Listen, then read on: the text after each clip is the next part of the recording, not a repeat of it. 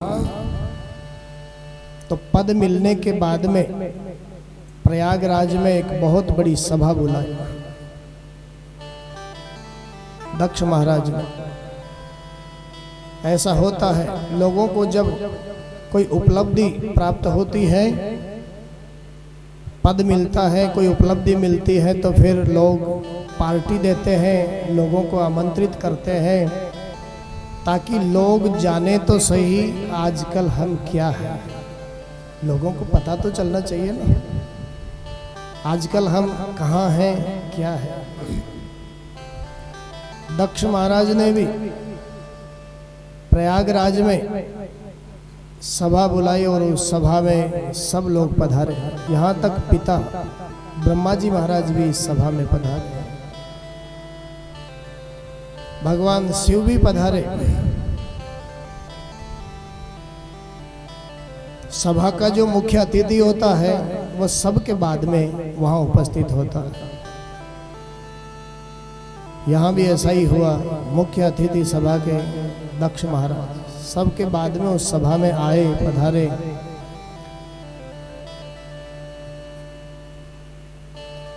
और उनके सभा में प्रवेश करते ही सब के सब देवता, दानव, मनुष्य, यक्ष, किन्नर, गंधर्व सब के सब खड़े हो गए।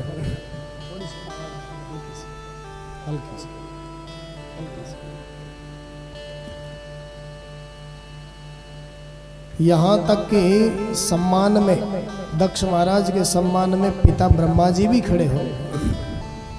पहले से ही पद को लेकर अहंकार था, अहंकार को और ताकत मिल गई, बल मिल गया। ओहो, पिताजी भी खड़े होते हैं हमारे स्वागत में, हम में कुछ है तभी तो इतना सम्मान कर रहे हैं, लोग जय जयकार कर रहे हैं। अगर कुछ नहीं होता तो कैसे जय जयकार करते। ऐसा अहंकार।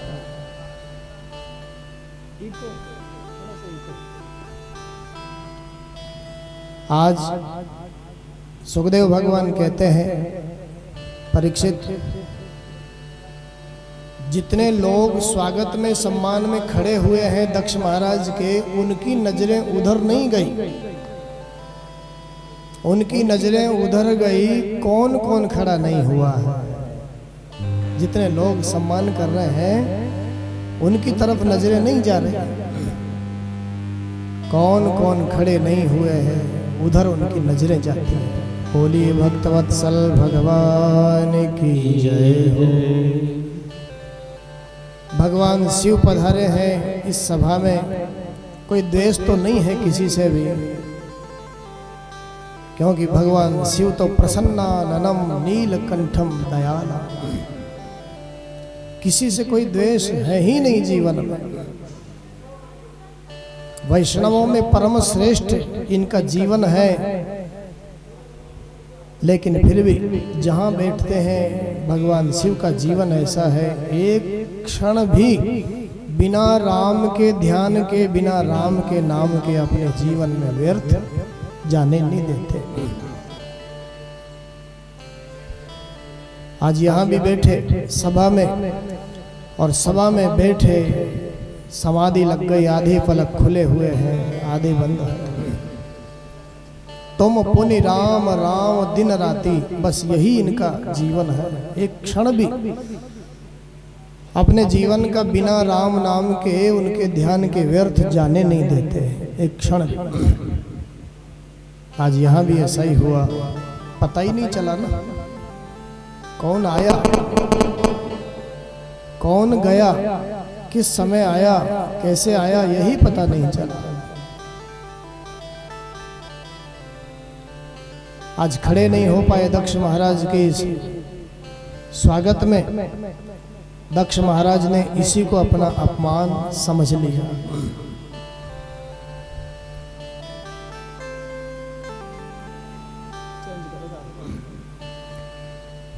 भगवान भोलेनाथ ने अपमान किया नहीं है सज्जनों,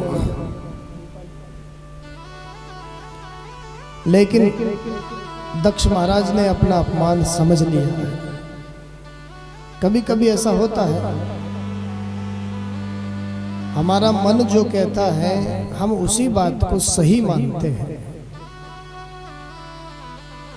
चाहे वो सही हो चाहे नहीं हो, लेकिन हमारा मन कहता है, हमारे मन ने कह दिया तो हम उसी बात को सही मान लेते हैं।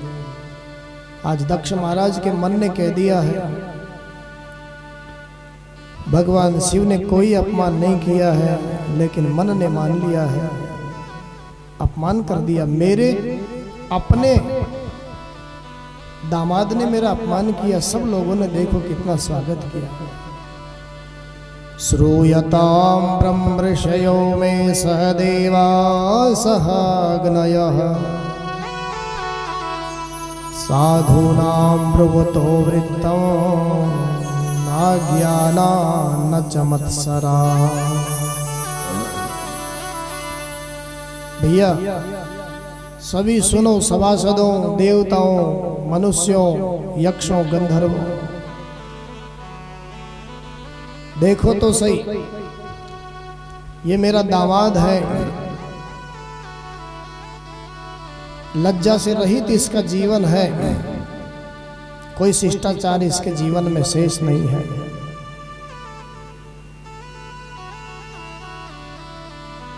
गलती तो मेरी ही है, मैंने अपनी मृग लोचनी कन्या का विवाह इससे कर दिया। शिष्टाचार को क्या जाने, ये स्मशान भूमि में रहता है, भूत प्रेतों के साथ में निवास करता है, चिता की भस्म को लपेट करके रहता है, कपाली है, न जाने क्या क्या कहा। प्रेतावासेषु घोरेषु प्रेतैर्भूतगणैर्वृतः चिताभस्मकृतस्नानः पीड़ितशृङ्गनष्टिभूषणः। क्या जाने ये शिष्टाचार को। भूत प्रेत डाकिनी शाकिनी के साथ में रहने वाला, कपाल में भोजन करने वाला।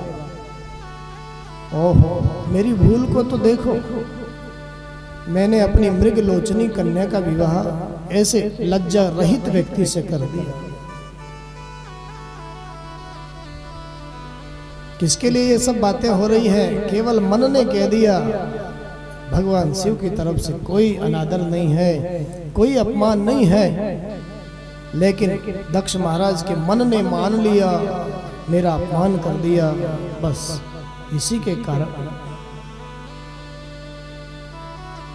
जो शिव साक्षात कल्याण का स्वरूप है, शिव माने कल्याण, जीव के कल्याण का स्वरूप है शिव, आज उसका अनादर कर रहे हैं दक्ष महाराज, गाली पर गाली दे करके। भगवान शिव ने तो कुछ नहीं कहा। सज्जनों, इतनी बात होने के बाद में भी उस सभा में ध्यान ही नहीं है कौन आया कौन गया, कौन अपमान करता है, अपने राम के ध्यान में मगन है। लेकिन भगवान शिव का जो गण है नंदी, उससे रहा नहीं गया और उसने दक्ष महाराज को शाप दे दिया। अरे दक्ष, अपने पद के अहंकार में तुम ये भी भूल गए कि किससे क्या कह रहे हो। भैया, मैं तुम्हें शाप देता हूं, जिस मुंह से तुम भगवान शिव की निंदा कर रहे हो, वही मुंह तुम्हारा बकरे का मुंह बन जाए, बकरे का मुंह हो जाए।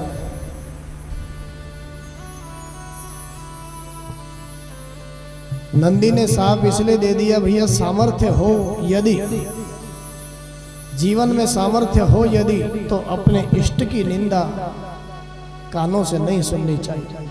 नहीं सामर्थ्य है, कोई बात नहीं, वहां से चुपचाप चले जाइए। लेकिन यदि सामर्थ्य है तो फिर अपने इष्ट की निंदा हमें नहीं सुननी चाहिए। हमारे संतों ने ऐसा कहा, हरि हर निंदा सुनहि जे काना,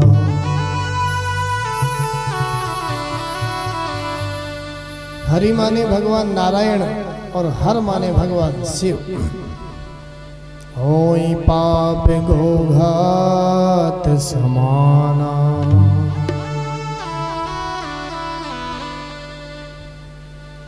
आपस में सापा सापी हो गई। दक्ष महाराज ने भी साप दे दिया और नंदी ने भी साप दिया। साफ होने के बाद में भगवान शिव चुपचाप वहां से उठ करके चले। कोई शिकायत नहीं है किसी से भी। ओहो कैसा जीवन है, चाहे परिस्थितियां कैसी भी है।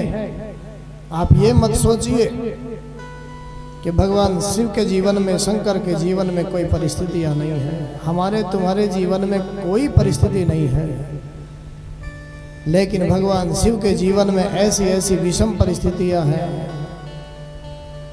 4 लोग घर में हैं, 4 लोग घर में हैं, एक दूसरे की तरफ झांकते नहीं हैं, बनती नहीं है, ऐसी विषम परिस्थितियां हैं।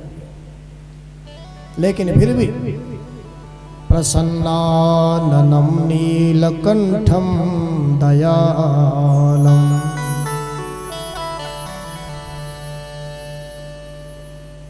चार लोग घर में हो और आपस में एक दूसरे की तरफ देखना तक पसंद नहीं करें, ऐसे व्यक्ति के जीवन में प्रसन्नता रह सकती है क्या? देखो ना, गले में नाग पहने हुए हैं, बेटे कार्तिकेय स्वामी का वाहन मोर है, मोर और सांप में बैर है, एक साथ रहने वाले लोगों। गले में नाग पहने हुए हैं, छोटे बेटे गणेश का वाहन मूषक है, सांप और चूहे में बैर है।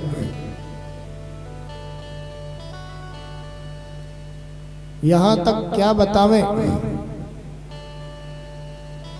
इधर तीसरा नेत्र खुलता है तो अग्नि है, ज्वाला है, और थोड़ा ऊपर चलो भगवान शिव के माथे पर तो जल है, गंगा जल। जल और ज्वाला एक साथ है। शरीर पर बभूत लगाते हैं और साथ में भूत रहते हैं, भूत और बभूत एक साथ है। मोर और सांप एक साथ है, सांप और चूहा एक साथ है। ऐसी विषम परिस्थितियां जीवन में हैं, लेकिन फिर भी प्रसन्नाननं नीलकंठम दयालम, चुपचाप वहां से उठ करके चले आए। नंदी को भी समझाया, अरे भैया कोई बात नहीं है, जिसके भीतर भैया जो भरा हुआ होता है ना, वही निकल करके बाहर आता है।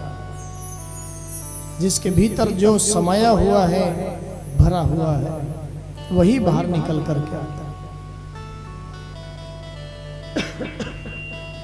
जो चीज खा करके आओगे शायद उसी की डकार आएगी।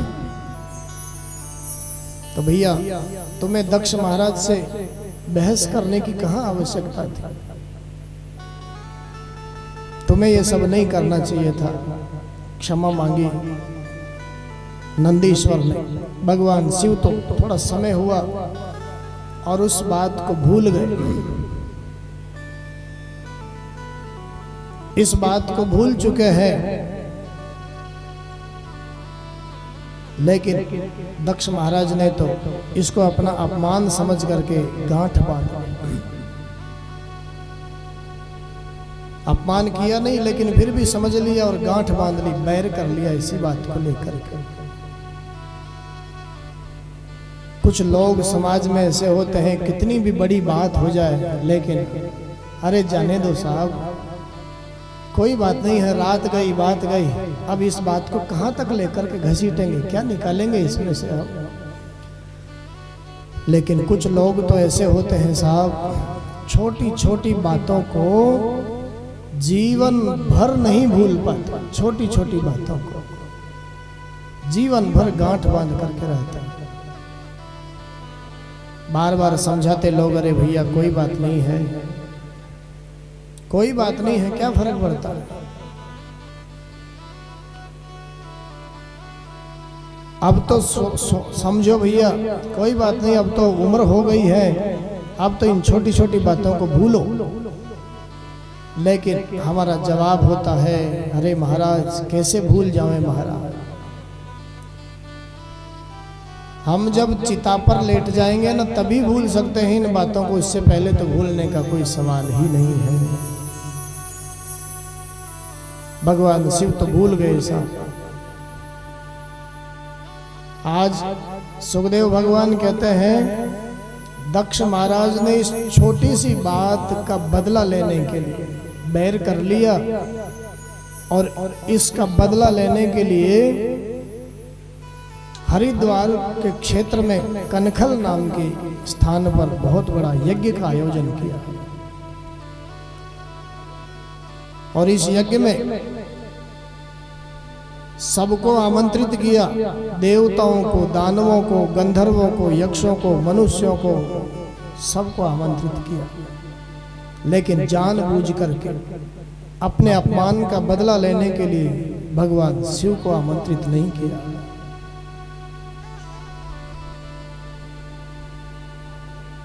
सब लोग यज्ञ में अपना अपना भाग पाने के लिए आ रहे हैं, विमानों में बैठ बैठ करके आ रहे हैं।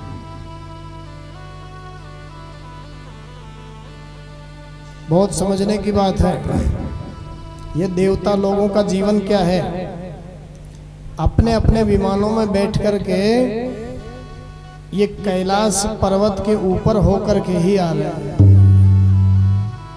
चाहते तो और जगह से भी आ सकते थे, विमान के लिए तो कोई निश्चित मार्ग नहीं होता है ना। अरे कार के लिए तो निश्चित रहता, सड़क पर ही चलेगी।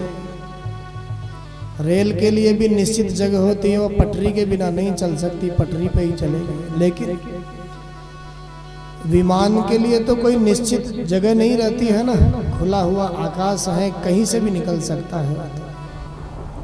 लेकिन फिर भी सुखदेव भगवान कहते हैं परीक्षित से, राजन कैलाश पर्वत के ऊपर होकर के ही अपने विमानों को उन्होंने उड़ा और विमानों को उड़ा करके उसमें देवांगनाएं बैठी हुई है, देवताओं की नारियां। चुपचाप भी जा सकते थे, लेकिन ऐसा नहीं है। देवांगनाएं मंगल गीत गाती हुई वहां से निकल रही है। कहने का भाव,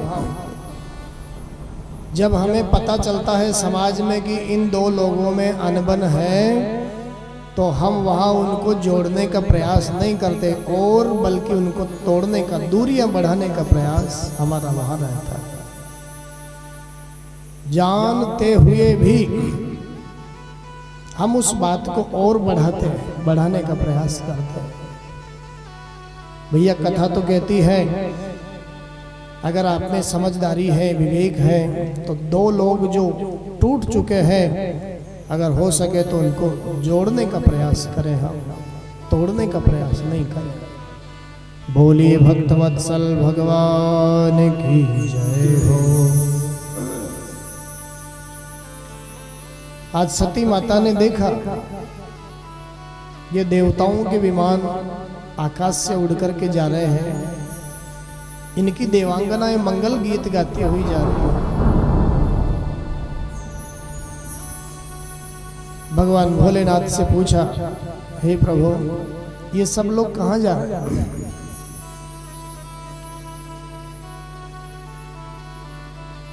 भगवान भोलेनाथ ने कहा, है देवी आपको नहीं मालूम, हमारे ससुर जी के यहाँ बहुत बड़ा यज्ञ है और उस यज्ञ में ये सब लोग अपना अपना भाग पाने जा रहे हैं, इनको बुलाया गया है, उसमें आमंत्रित किया गया है। भगवान शिव का जीवन देखिए आप, इतनी बड़ी बात होने के बाद में भी कह रहे हैं हमारे ससुर जी के यहाँ यज्ञ है। माता सती तो कहती है, हे प्रभु आप नहीं चलोगे क्या? मेरे पिताजी के घर में इतना बड़ा आयोजन है, आप नहीं चलेंगे वहां पर? भगवान शिव कहते, देवी जाने का मन तो था, लेकिन क्या करूं, आपके पिताजी छोटी सी बात को लेकर के मुझसे द्वेष करते हैं। इसलिए मैं वहां नहीं जा सकता। माता सती ने बार बार कहा, लेकिन भगवान शिव ने उनको भी कहा, देवी मैं तो कहता हूं आप भी मत जाइए।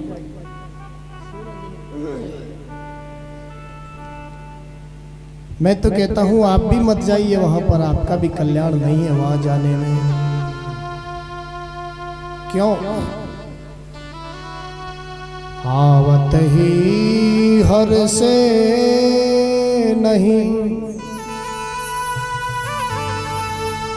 नैनन नहीं शने,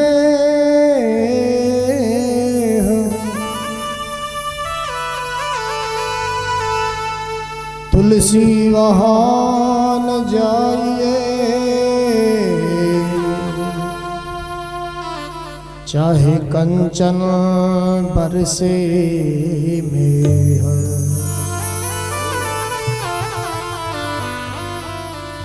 भगवान शिव कहते हैं, भैया हमारे पहुंचने पर किसी को कष्ट होने लग जाए, जिस जगह पर हम पहुंचे और वहां प्रसन्नता की जगह शोक पैदा हो जाए, अप्रसन्नता प्रकट हो जाए, भैया ऐसी जगह पर नहीं जाना चाहिए, चाहे फिर वहां सोना ही क्यों न बरसता हो। आवत ही हर से नहीं। सामने वाले की आंखों में प्रसन्नता दिखाई नहीं दे, प्रसन्नता की जगह नाराजी दिखाई देने लग जाए, क्या फायदा ऐसी जगह जाने से।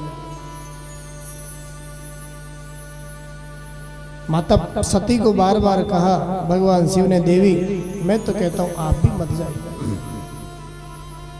बार बार अनुनय विनय करी, कोई बात नहीं प्रभु आप भी चलिए। आपको निमंत्रण नहीं दिया, कोई बात नहीं है, इतना बड़ा आयोजन है, मेरे पिताजी भूल गए होंगे, ऐसा तो हो ही नहीं सकता आपको निमंत्रण नहीं देवे। या फिर किसी को दिया होगा तो उसने अपने घर में ही रख लिया होगा, आप तक नहीं पहुंचाया होगा, ऐसा भी तो होता है। लेकिन चलिए प्रभु, भगवान भोलेनाथ कहते हैं, देवी अगर आपके पिताजी भूल जाते तो मैं जरूर जाता, लेकिन मैं जानता हूं जानबूझ करके उन्होंने मुझे निमंत्रण नहीं दिया है। बार बार समझाया, लेकिन सती माता कहती है, कोई बात नहीं प्रभु आप तो नहीं जाओगे तो भी काम चल सकता है, लेकिन मेरे तो पिताजी है ना, इसलिए मुझे तो जाना होगा। बड़ी बेटी हूं मैं उनकी। शिवजी की शास्त्रीय बात का अनादर करके माता सती वहां से चली अपने पिताजी के यज्ञ के लिए। शिवजी ने 2-4 गण साथ में कर दिए, कोई बात नहीं है।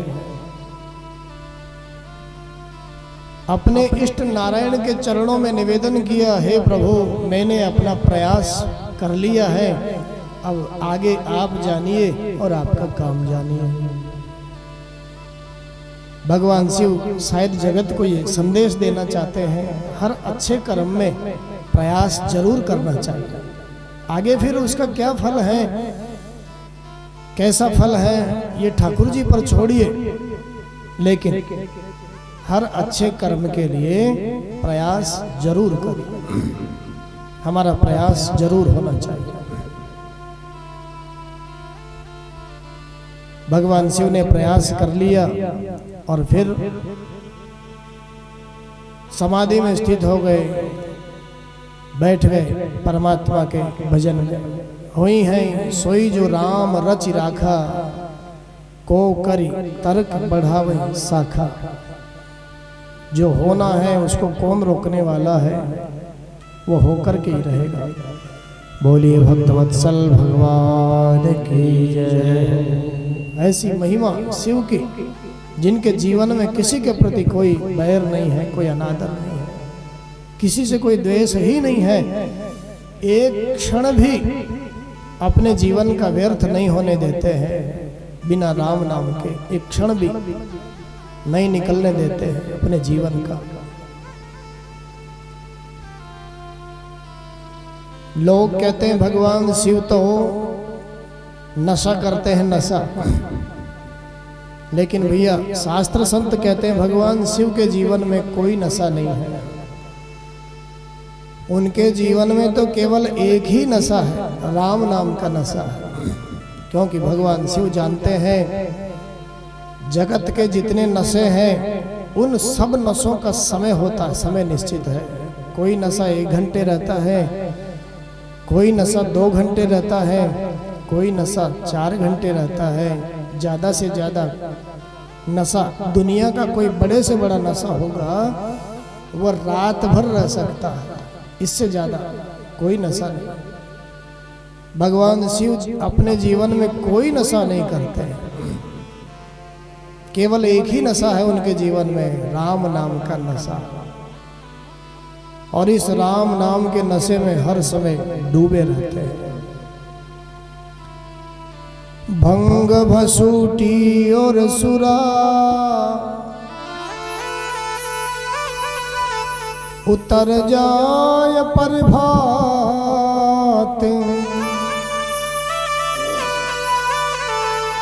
नाम खुमारी नानका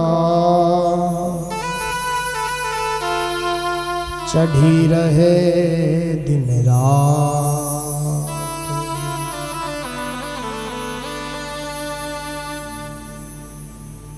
राम नाम के भजन में फिर विराजे। इधर माता सती जब आई बड़ा अपमान हुआ,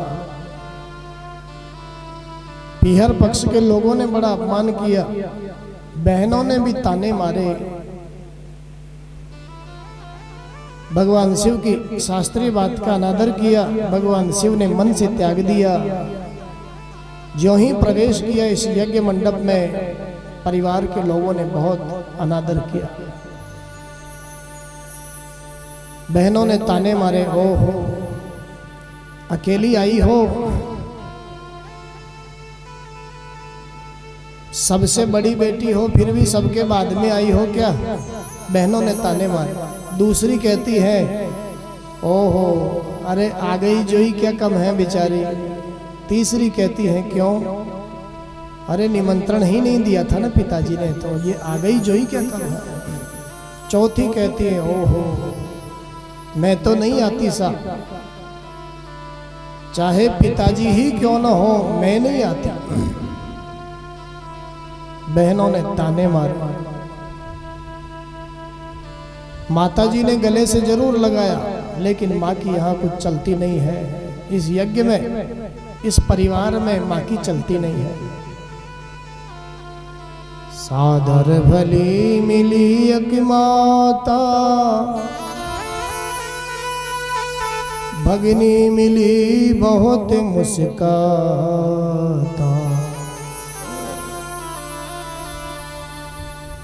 कोई बात नहीं है, माता सती ने सारे के सारे अपमान को पी लिया। अपमान करने वाले कौन लोग हैं? मेरे पीहर के लोग ही तो है। सारे के सारे अपमान को पान कर लिया, पी लिया। लेकिन यज्ञ मंडप में जो ही पहुंची, यज्ञ मंडप में पहुंचने के बाद में अपना अपमान तो जैसे तैसे सहन कर गई। यज्ञ मंडप में पहुंचने के बाद भगवान शिव का अपमान देखा, अपने पति परमेश्वर का अपमान देखा। सब देवता बैठे हैं अपना अपना यज्ञ भाग पाने के लिए, लेकिन भगवान शिव का इस यज्ञ में कोई भाग नहीं है। अपना अपमान तो पी गई, अपने लोगों के द्वारा हुआ अपमान, लेकिन अपने पति का अपमान देखा तो सहन नहीं कर पाए। ये भारतीय पति परायणा जो नारी है उसका स्वभाव होता है। उसके पीहर के लोग उसका अपमान करते हैं, वह सहन कर लेती हैं, लेकिन उसके पति का अपमान कदाचित कोई करता है तो वह सहन नहीं कर पाती। आज दक्ष महाराज को बड़ा भला बुरा कहा। ओ दक्ष महाराज, आप शायद शिव की महिमा नहीं जानते। शिव माने कल्याण, कल्याण के स्वरूप शिव से आपने छोटी सी बात के लिए इतना द्वेष किया, आपके पद को लेकर के आपको इतना अहंकार है। कोई बात नहीं है, आपके इस अहंकारी शरीर से मेरे शरीर ने जन्म लिया है। इस अहंकारी शरीर की बेटी कहलाना भी अब मुझे पसंद नहीं है, इसलिए आपके द्वारा उत्पन्न हुआ ये जो शरीर है मैं इसको भी रखना नहीं चाहती। आपके साथ मैं कोई संबंध नहीं रखना चाहती। जिसने शिव से द्वेष किया ऐसे व्यक्ति से क्या संबंध रखना। आज कह करके इतनी ग्लानि हुई, मैं भगवान शिव की बात मान लेती, यहां नहीं आती, बड़ा दुख हुआ। और वहां बैठ करके यज्ञ मंडप में योग की अग्नि प्रज्वलित करके अपने प्राणों की आहुति इस ग्लानि के साथ, दुख के साथ माता सती ने वहां दे दी। चारों तरफ हाहाकार मचा। यज्ञ के आचार्य भृगु आदि जो ब्राह्मण थे, शिव जी के गणों को उन्होंने भगा दिया। किसी ने भी दक्ष महाराज का विरोध नहीं किया। वहां बड़े बड़े विद्वान लोग बैठे हुए थे यज्ञ के आचार्य के रूप में, सारे के सारे देवता विराजमान थे, लेकिन फिर भी अपने स्वार्थ की सिद्धि को होते देख करके किसी ने भी दक्ष महाराज से ये नहीं कहा कि महाराज ये ठीक नहीं है। सब यही सोच रहे थे कोई बात नहीं है ना, अपना काम बन रहा है ना, हमें क्या लेना देना किसी से, हमारा काम बनना चाहिए बस।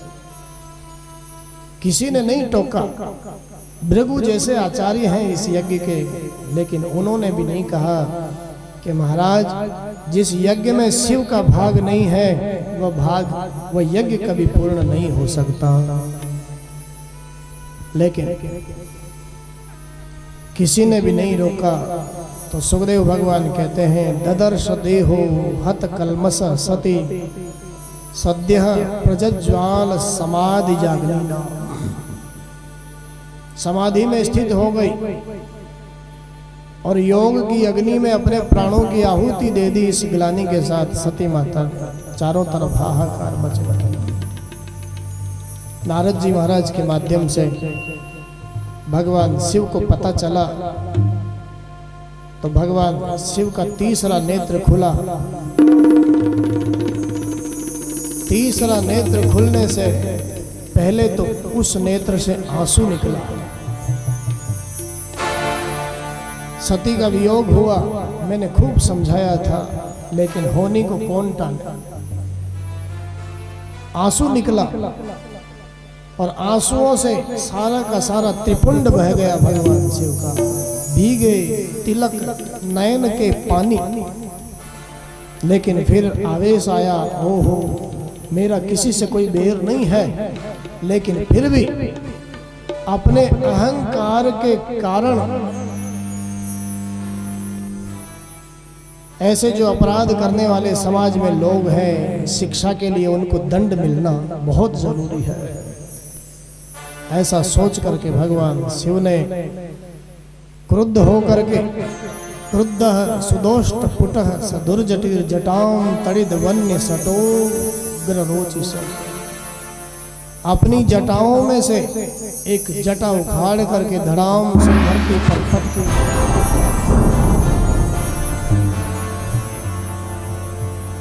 अपने ही समान एक गण प्रकट हो गया जिसका नाम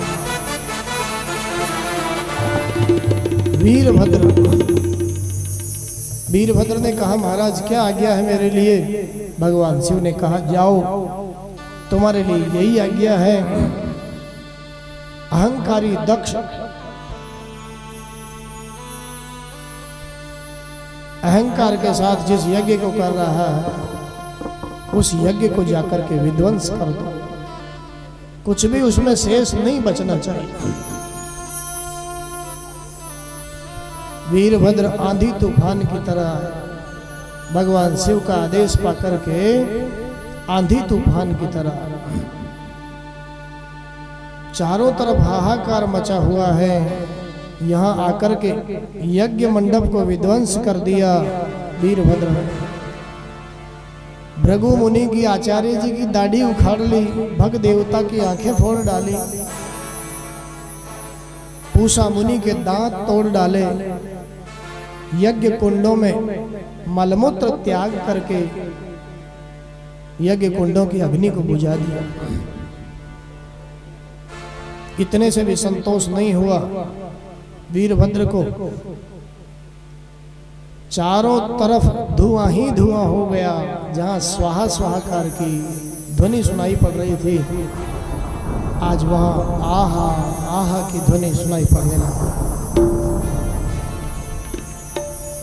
चील, कौवे, गीदड़, ऐसे ऐसे अमंगल ध्वनि वाले जीवों की आवाजें वहां आने लग गई। सारा का सारा यज्ञ विध्वंसित हुआ।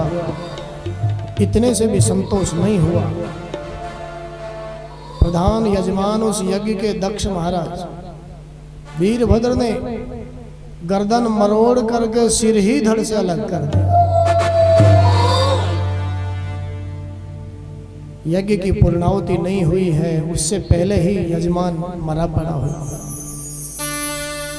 पूर्णाहुति नहीं हुई।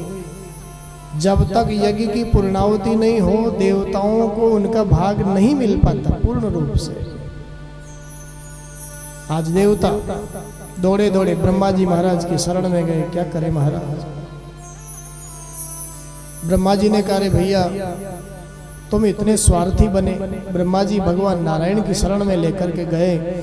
नारायण प्रभु समझा रहे हैं देवताओं को, भैया अरे स्वार्थ की भी कोई सीमा होती है भैया। जिस यज्ञ में मैं नहीं गया, तुम उस यज्ञ में कैसे चले गए? थोड़ा विचार तो करना चाहिए ना। जिस यज्ञ में शिव का भाग नहीं है, नारायण मैं नहीं हूं जिस यज्ञ में, वह यज्ञ कैसे पूर्ण होगा? तुमने सोचा ही नहीं? भैया कोई बात नहीं है, अब तो तुमसे जो अपराध हुआ है, भगवान भोलेनाथ तो जल्दी संतुष्ट होने वाले हैं, प्रसन्न होने वाले हैं। भगवान शिव का एक नाम है आशुतोष। आशु माने जल्दी, तोष माने प्रसन्नता। जो जल्दी प्रसन्न हो जाता है उसका नाम आशुतोष। प्रयास करके देखते हैं। देवताओं को लेकर के भगवान शिव कैलाश पर आए और यहाँ सुंदर स्तुति कर रहे हैं देवताओं के साथ। भगवान शंकर कैलाश के निवासी नमो बार बार, नमो बार बार। आयो शरण तिहारी भोले तार तार तो, आयो शरण तिहारी भोले तार तार तो। कैलाश के निवासी नमो बार बार हूँ, नमो बार बार हूँ। आयो शरण तिहारी भोले तार तार तो, आयो शरण तिहारी भोले तार तार हो।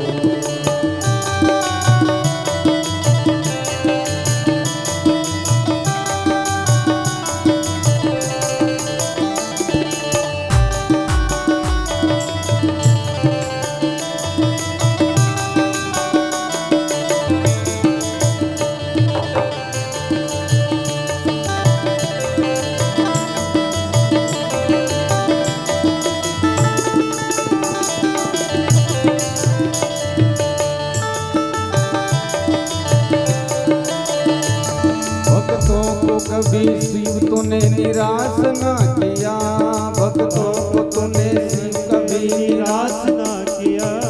भक्तों को तूने शिव कभी निराश ना किया। भक्तों को तूने शिव कभी निराश ना किया। महाराज ने जो चाहा वरदान दे दिया, महाराज ने जो चाहा वरदान दे दिया। बड़ा ही तेरा दायरा, बड़ा दातार तू, बड़ा ही तेरा दायरा, बड़ा दातार तू। आयो शरण तिहारी भोले तार तार तू।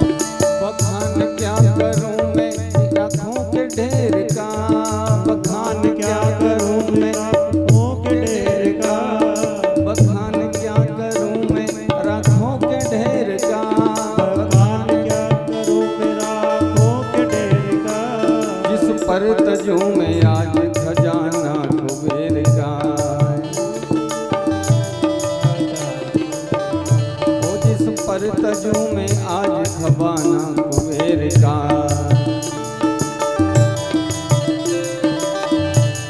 ये गंगाधार मुक्ति द्वार ओमकार तो, ये गंगाधार मुक्ति द्वार ओमकार तो, आयो शरण तिहारी बोले तार तार दो, आयो शरण तिहारी बोले तार तार दो।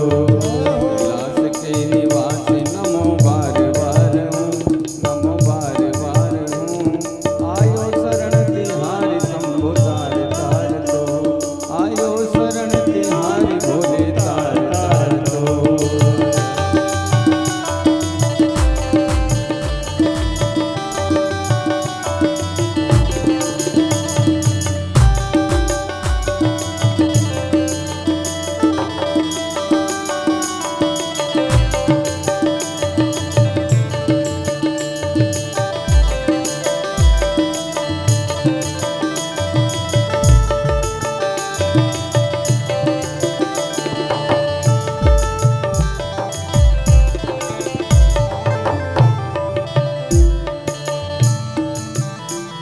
क्या क्या नहीं दिया हम क्या प्रमाण दे, क्या क्या नहीं दिया है हम क्या प्रमाण दे।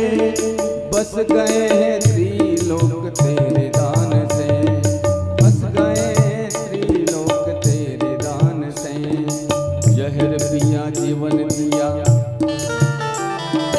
जहर पिया जीवन दे, कितना उदार तू, कितना उदार तू, आयो शरण तिहारी बोले तार तार दो, आयो शरण तिहारी शंभु तार तार दो।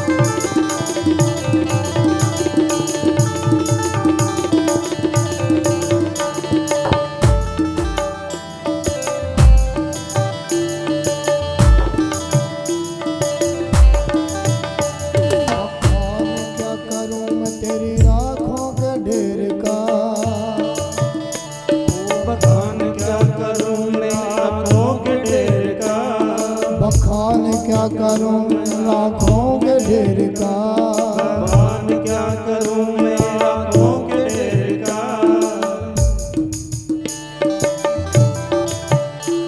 जिस पर तजू में आज खजाना कुबेर का, जिस पर तजू में आज खजाना कुबेर का। गंगाधार मुक्ति द्वार ओमकार तू, गंगाधार मुक्ति द्वार ओमकार तू, आयो शरण तिहारी भोले तार तार दो, आयो शरण तिहारी भोले तार तार दो।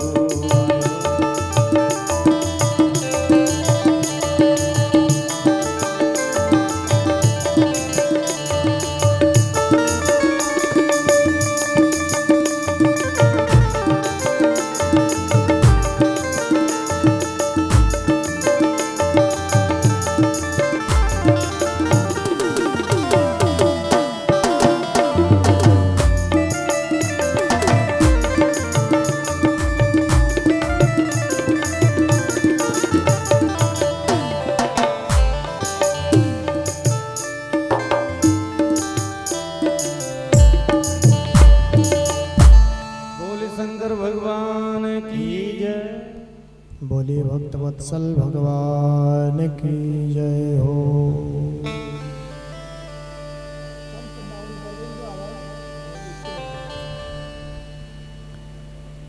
आज भगवान नारायण समस्त देवताओं को लेकर के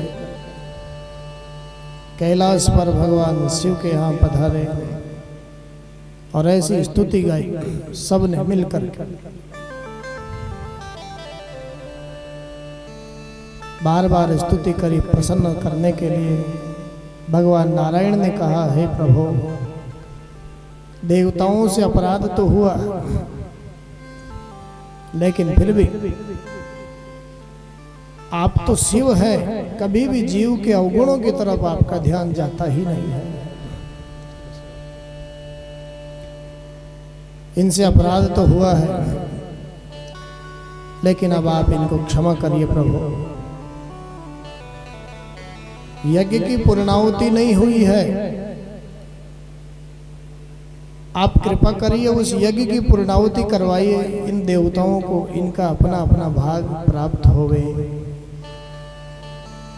भगवान भोलेनाथ, तीन संबंध हैं भगवान नारायण से उनके, तीन संबंध। सेवक, स्वामी, सखा, सिय पिय के। मेरे नारायण के वो सेवक भी है, सखा भी है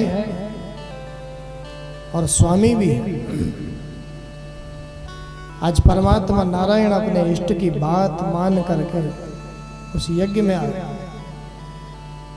मेरा किसी से कोई द्वेष नहीं है, भगवान शिव ने कहा, लेकिन दक्ष महाराज जैसे अहंकारी जनों को शिक्षा के लिए दंड मिलना जरूरी है,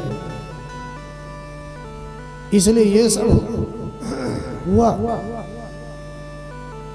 कोई बात नहीं भैया, हे देवताओं, अब तुम्हें इस यज्ञ से यज्ञ का भाग मिलना चाहिए, इसलिए इस यज्ञ की पूर्णाहुति की तैयारी करवाई।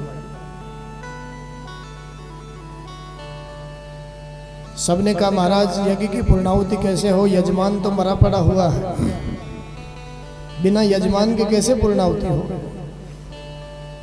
भगवान शिव ने कहा, कोई बात नहीं है,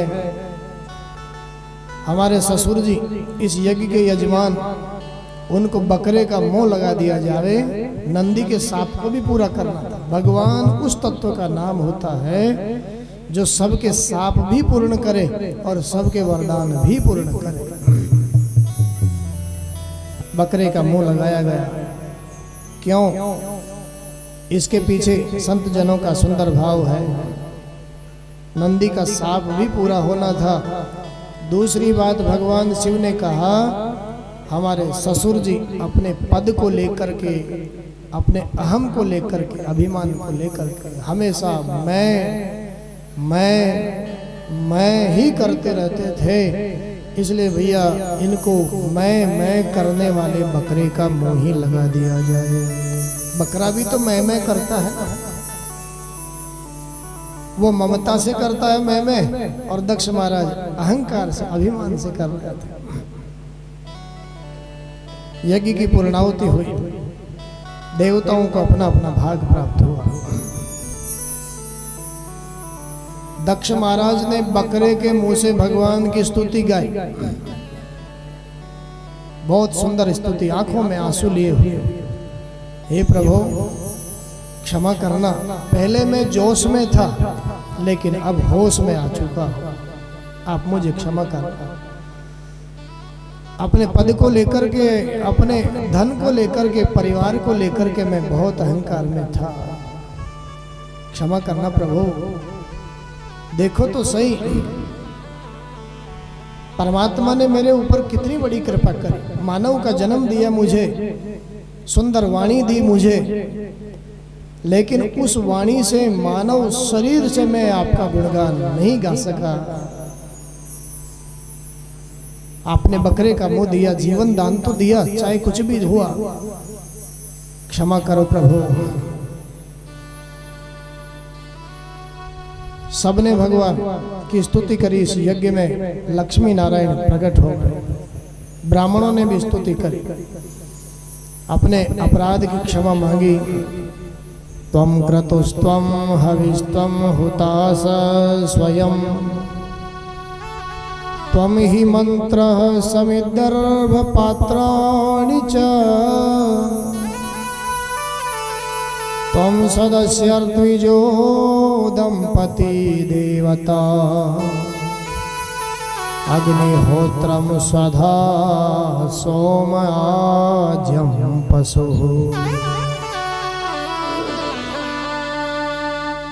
सबने स्तुति करते हुए ब्राह्मणों ने कहा, हे प्रभु अपराध हुआ, हम जान ही नहीं पाए। अहंकारी व्यक्ति का संग करने से हमारा जीवन भी वैसा का वैसा ही बन गया। लेकिन अब समझ में आया, आप तो स्वयं ही यज्ञ का स्वरूप हो। हम जो यज्ञ कर रहे हैं, इस यज्ञ का स्वरूप तो आप स्वयं ही हो। यज्ञ में प्रयुक्त होने वाली समिधा आप ही हो। यज्ञ में प्रयुक्त होने वाली सामग्री आप ही हो। आप स्वयं ही यजमान हो, आप स्वयं ही देवता हो, आप स्वयं ही स्वधा हो, आप स्वयं ही मंत्र हो, आप स्वयं ही यज्ञ हो। कहाँ तक वर्णन करें हम। भगवान नारायण प्रकट हो गए और नारायण प्रभु ने सबसे कह दिया इस यज्ञ में, भैया बहुत ध्यान देने की बात। अहम ब्रह्मा च सर्वश्च जगतः कारणं परम आत्मेश्वर उपद्रष्टा स्वयं दृग्य विशेषणः। भगवान नारायण कह रहे हैं इस यज्ञ में प्रकट होकर के, भैया बहुत ध्यान देने की बात है।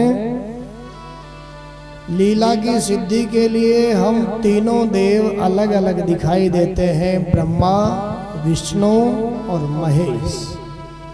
लेकिन वास्तव में देखा जावे तो हम तीनों एक ही है। ये बात भगवान नारायण ने अपने मुंह से इस यज्ञ में कहा। हम तीनों एक ही हैं। हम में जो भेद करता है वो अपराधी है। भगवान नारायण कहते हैं हम तीनों में जो भेद दृष्टि रखता है वह अपराधी है।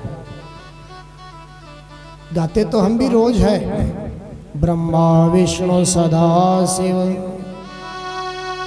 जानत अविवेका प्रणवाक्षर के मध्य ये तीनों एका।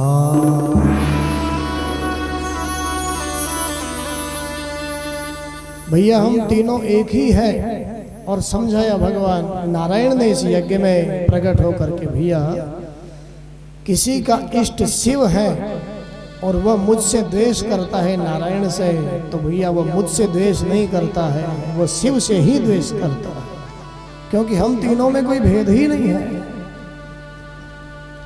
किसी ने मुझे इष्ट बनाया नारायण को और वह शिव से द्वेष करता है, शिव की निंदा करता है, तो वह शिव की निंदा नहीं करता, वह मेरी ही निंदा करता है।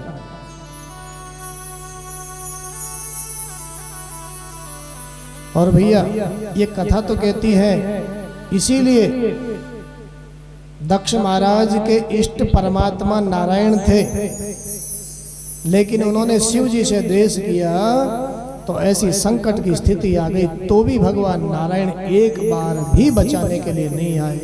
क्यों? क्योंकि शिव और मुझ में तो कोई भेद ही नहीं है। तुमने शिव से द्वेष नहीं किया, तुमने तो मुझसे ही द्वेष कर लिया।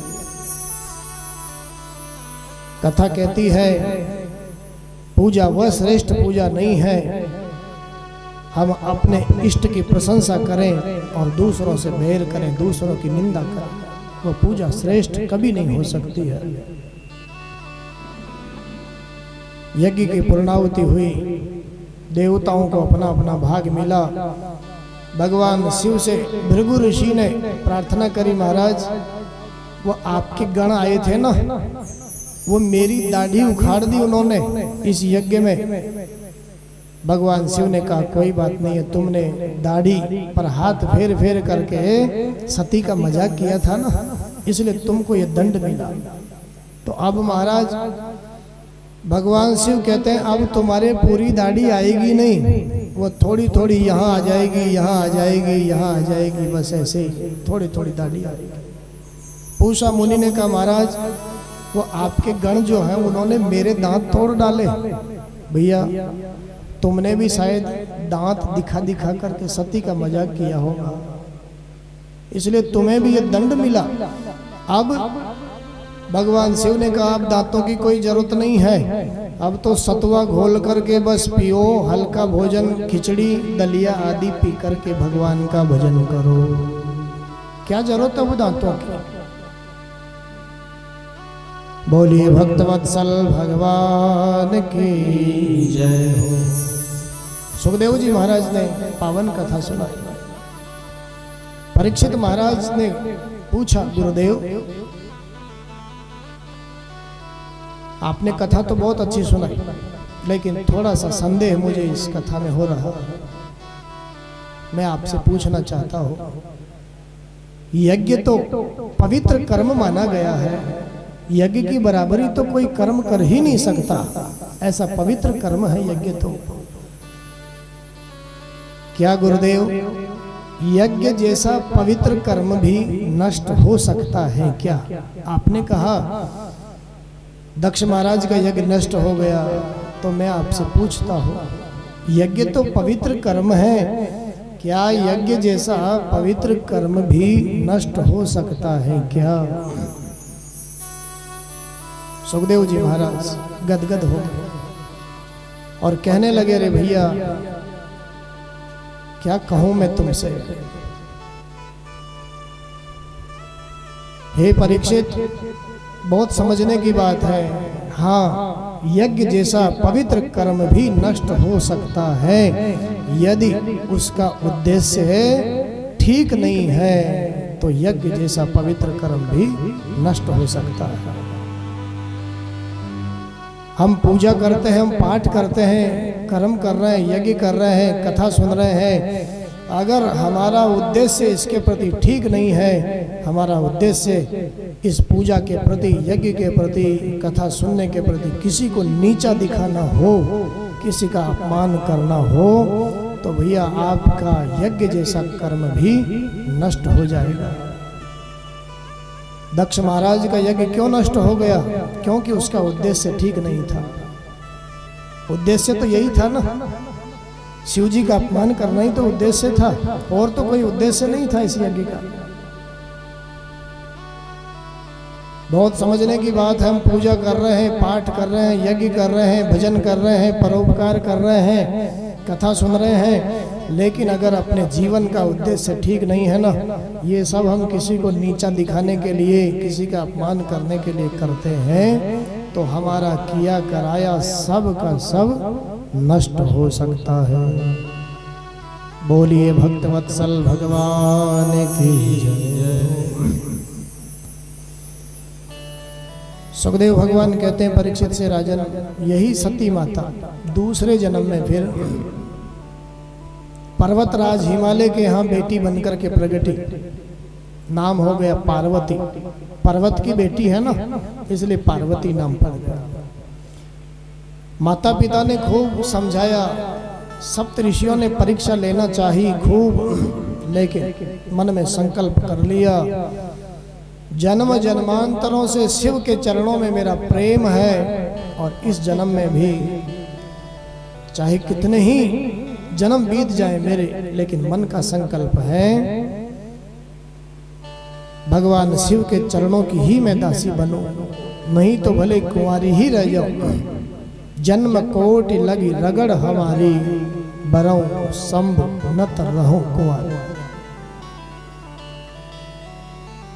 भगवान शिव ने इसी जन्म में चरणों की दासी बना लिया। हिमालय राज ने बड़ी धूमधाम से भगवान शिव के साथ विवाह कर दिया। ऐसे दया के सागर भगवान शिव। सुखदेव भगवान कहते हैं भैया, इदम पवित्रम परमेश चेष्टितम यस